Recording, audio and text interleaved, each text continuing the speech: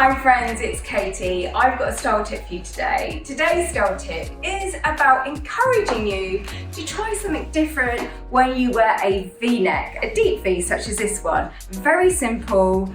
Get your necklaces out, the ones that perhaps you haven't worn in a while. They don't have to look like this. It can be any necklace, but when you're wearing a deep V, it's the perfect excuse to fill the expanse with some accessories. And what I've done is I've taken 3 necklaces of varying lengths from short to medium to long, and I've layered them. And that's a really fun way to wear your necklaces together to give a kind of vintage eclectic vibe. But equally, one on its own would look very pretty, or if you have a slightly more bold necklace, that's a really great way to just add a little bit of extra style to your ordinary kind of V-top.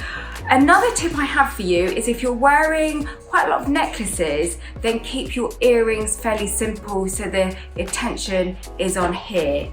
Now, if you didn't want to wear any necklaces at all with your deep V, it's also a great excuse to wear a bold drop earring, and that will really just kind of highlight your neckline, your neck length, elongate your neck length, that's what I'm trying to say. I hope this inspires your next trying on session, and I'll see you soon. Bye.